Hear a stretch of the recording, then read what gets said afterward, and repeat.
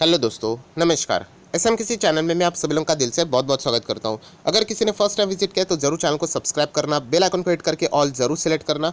उसी के साथ साथ अगर आप चाहो तो फ्री स्टॉक मार्केट क्लासेस इस चैनल को भी सब्सक्राइब कर सकते हो। बेल आइकन को हिट करके यहाँ पे भी ऑल जरूर सेलेक्ट करना। इस चैनल का लिंक आपको ऊपर आई बटन पे या नीचे डिस्क्रिप्शन बॉक्स में मिल जाएगा। सो चलिए दोस्तों, फिलहाल इस वीडियो को स्टार्ट कर लेते हैं।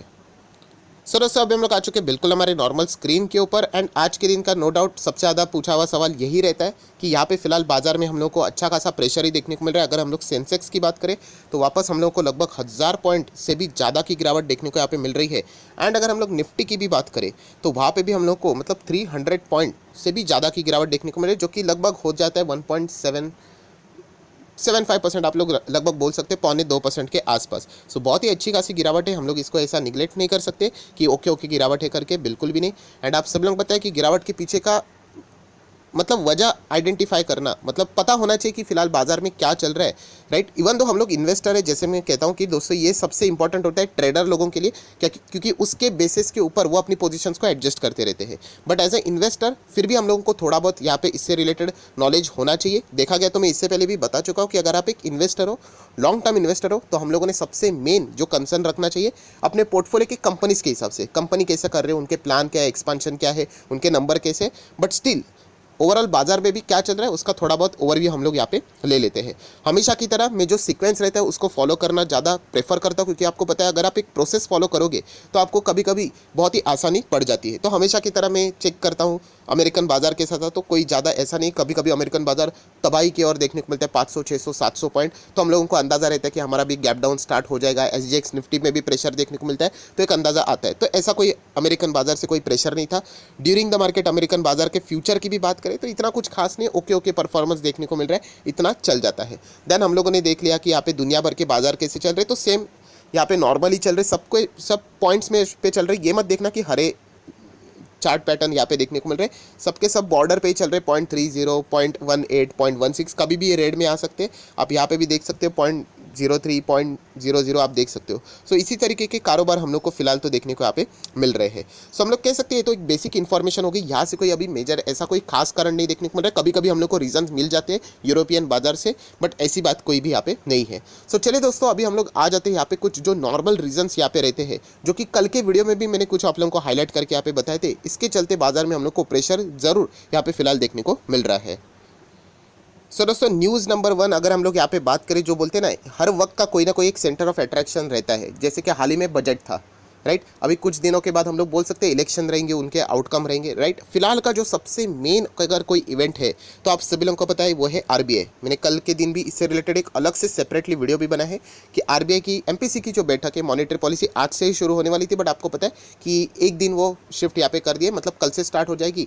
एंड उसका जो कंक्लूजन आने वाला था वो भी एक दिन हम लोग को आगे पोस्टपोन होते हुए देखने को मिला है, ठीक है। सो दोस्तों, इसी से रिलेटेड यहाँ पे ज़्यादा चर्चा यहाँ पे रहेगी कि एमपीसी की बैठक का यहाँ पे आउटकम क्या आएगा। फिलहाल का माहौल ऐसा बन चुका है कि बहुत ही ज़्यादा प्रेशर है आरबीआई की। अगर हम लोग बात करें उनके जो कमेटी मेंबर जितने भी रहते हैं उनके ऊपर कि कैसे डिसीजन यहाँ पे लिया जाए। फिलहाल तो यहाँ पे बताया जा रहा है दोस्तों कि रेपो रेट, आप सब लोग बताए रेपो रेट रहता है, रिवर्स रेपो रेट रहता है।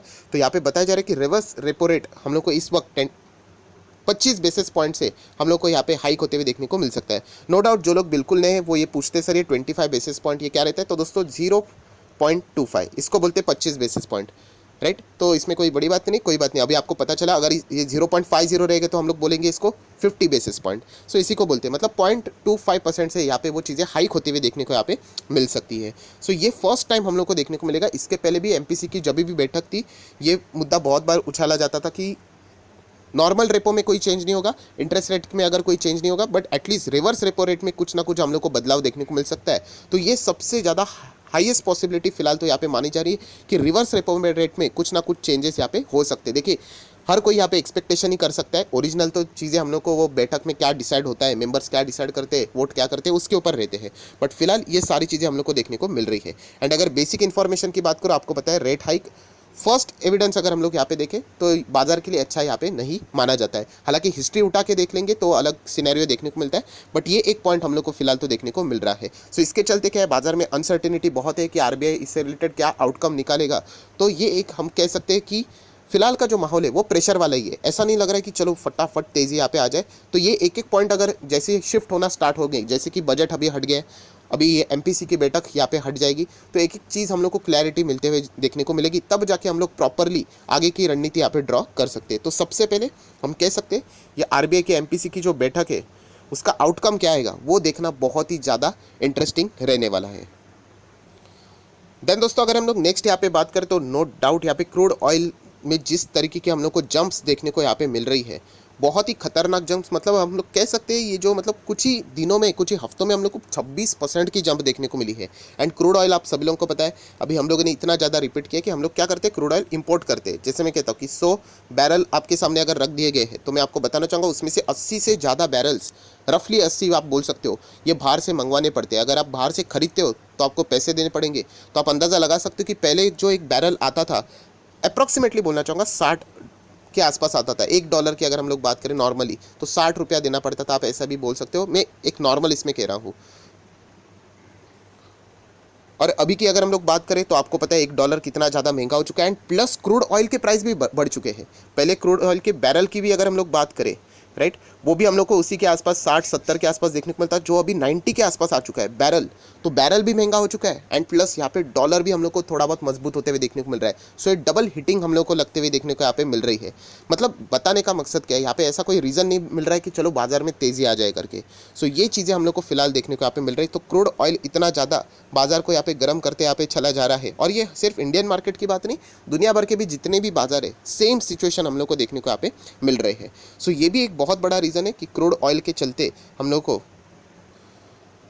बहुत ज़्यादा प्रेशर झेलना यहाँ पे पड़ रहा है। क्योंकि आपको पता है कि क्रूड ऑयल अगर ऊपर जाएगा, डॉलर अगर ऊपर चला जाएगा, राइट, ये इतनी ज़्यादा नुकसान यहाँ पे इंडिया का करवाते हैं। एंड आपको पता है कि इसके चलते इन्फ्लेशन जिस लेवल पे बढ़ेगा, राइट, तो आरबीआई भी क्या डिसीजन यहाँ पे लेगा उसके ऊपर भी बहुत ज़्यादा अभी फोकस यहाँ पे आने वाला है। सो ये कुछ रीजंस है जिसके चलते हम लोग को बाजार में प्रेशर देखने को यहाँ पे मिल रही है। ये कोई ऐसे रीजंस नहीं है कि सेलिब्रेट होना चाहिए, तो ये बाजार में सिर्फ और सिर्फ प्रेशर एग्जर्ट करने का काम यहाँ पे करते हैं। देन दोस्तों अगर तीसरी इंपॉर्टेंट की बात करें तो आपको पता ही है कि बॉन्ड यील्ड हम लोग को बढ़ते हुए देखने को मिल रहा है, राइट। एंड जितना ये बॉन्ड यील्ड मतलब ये इक्विटी का ऑल्टरनेटिव है, राइट। अगर इक्विटी बहुत ज़्यादा महंगी हो जाती है तो यहाँ पे जो बड़े इन्वेस्टर है वो बॉन्ड यील्ड में ट्रांसफर होते हुए देखने को यहाँ पे मिल जाते हैं। एंड खास करके इंटरेस्ट रेट हाइक की बात करें यूएस में अगर इंटरेस्ट रेट हाइक होता है तो इमर्जिंग मार्केट मतलब इंडिया जैसे इमर्जिंग मार्केट के लिए वो बिल्कुल अच्छी बात नहीं होती है। फॉरेन इन्वेस्टर हम लोग को एग्जिट होते हुए देखने को भी यहाँ पे मिल सकते हैं, जो कि ऑलरेडी यहाँ पे हो रहे हैं। सो बॉन्ड यील्ड भी लगातार यहाँ पे बढ़ते हुए हम लोग को देखने को मिल रहा है। बाहर के भी बॉन्ड यील्ड की बात करें, इंडिया की भी बात करें तो सेम सिचुएशन हम लोग को देखने को यहाँ पे मिल रहा है। सो सारे रीजंस को अगर आप लोग कलेक्टिवली देखोगे तो ये फिलहाल हम लोग को प्रेशराइज वाली ही सिचुएशन क्रिएट करते हुए देखने को मिल रहा है। देखिए तेज़ी थोड़ी देर आती है, देन अगेन बड़ी गिरावट आती है, देन थोड़ी सी तेज़ी आती है, देन अगेन बड़ी गिरावट आती है। तो ये सारे रीजन से इसके चलते हम लोग को फिलहाल बाजार में प्रेशर यहाँ पे कंटिन्यू भी देखने को यहाँ पे मिल सकता है।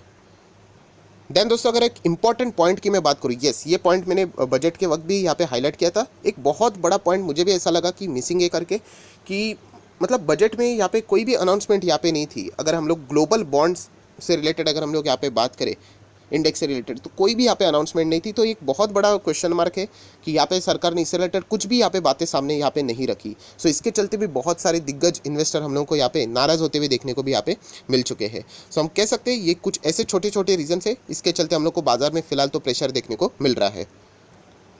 एंड दोस्तों लास्ट अगर रीज़न की बात करें तो इंटरनेशनल लेवल का रीज़न है, आप सभी लोगों को यहाँ पे पता है रशिया एंड यूक्रेन में हम लोग को फिलहाल टेंशन यहाँ पे देखने को मिल रही है। अभी हम बोल सकते हैं बीच में तो बहुत ही ज़्यादा प्रेशर था, अभी थोड़ा बीच में रिलीज़ हुआ था, ऐसा लगा था कि सब कुछ खत्म हो रहा है करके, बट अभी भी फिर भी हम लोग को थोड़ा वार्निंग वाली सिचुएशंस यहाँ पे बार बार देखने को यहाँ पे मिल रहे हैं। सो ये सारी चीज़ें हम लोग को क्या देखने को मिलता है कि बाजार में एक प्रेशर यहाँ पे क्रिएट करते हैं। सिर्फ इंडियन मार्केट में नहीं, दुनिया भर के कौन सा भी मार्केट उठा के देखना आपको सेम सिचुएशन यहाँ पे कंटिन्यू होते हुए देखने को यहाँ पे मिल रही है। सो ये कुछ मेजर रीजन से 3 से 4 रीजन इसके चलते हम लोग को बाजार में फिलहाल अनसर्टेनिटी देखने को यहाँ पे मिल रही है। उसमें से सबसे मेन रीजन तो आरबीआई है। यहाँ पे हम लोग को देखना है कि आरबीआई क्या फैसला यहाँ पे लेती है, क्योंकि क्रूड ऑयल के प्राइजेस तो उनके फिलहाल हाथ में तो है नहीं, राइट। बॉन्ड यील्ड की भी अगर हम लोग यहाँ पे बात करें तो आरबीआई का फैसला है फिलहाल। तो अगर हम लोग बात करें इंटरेस्ट रेट हाइक से रिलेटेड वो क्या फैसला लेते हैं, अकोमोडेटिव स्टैंड से रिलेटेड वो क्या कमेंट्री यहाँ पे सामने रखते हैं, एंड रिवर्स रेपो रेट जो कि बताया जा रहा है कि शायद से इस वक्त तो चेंज हो ही जाएगा 25 बेसिस पॉइंट से, तो क्या वो होने वाला है नहीं होने वाला है, तो इसके ऊपर हम लोग को सारी चीज़ें अभी सामने आते हुए देखने को यहाँ पे मिल जाएगी। सो ये कुछ रीजन है, इसके चलते फिलहाल बाजार में हम लोग को प्रेशर का माहौल देखने को मिल रहा है। सो दोस्तों जाते जाते अगेन कहना चाहूँगा, जिस तरीके के सवाल यहाँ पे आते हैं, सर क्या हम लोगों ने एग्जिट करना चाहिए, निकलना चाहिए, तो दोस्तों इंडेक्स को मत देखना, मैंने एक अलग से वीडियो भी बनाया था। ये चीज़ें आती जाती रहती है। इंडेक्स 12,000 पे भी था तभी भी चलता था, 15 पे था तभी भी चलता था, 17 पे तभी भी चलता है, 18 पे भी, 19, 20, 25, 50, एक सब पे चलने वाला है। आपको अपना स्टॉक देखना है। अगर वो कंपनी अच्छा काम कर रही है, उसके क्वार्टरली नंबर अच्छे, तो फिर कोई टेंशन की बात नहीं, ये चीज़ें चलती रहेगी। आपके कंपनी ने 3 गुना अच्छे नंबर्स दिखाए एंड अगर इंडेक्स थोड़ा नीचे यहाँ पे आ गया एंड अगर आपने स्टॉक बेच दिया तो फिर क्या मतलब, राइट। तो बताने का मकसद क्या, आप अगर इंडिविजुअल स्टॉक्स को देखो, अगर आपका स्टॉक अच्छा कर रहा है दैट्स इट, आपको कोई चिंता करने की ज़रूरत नहीं।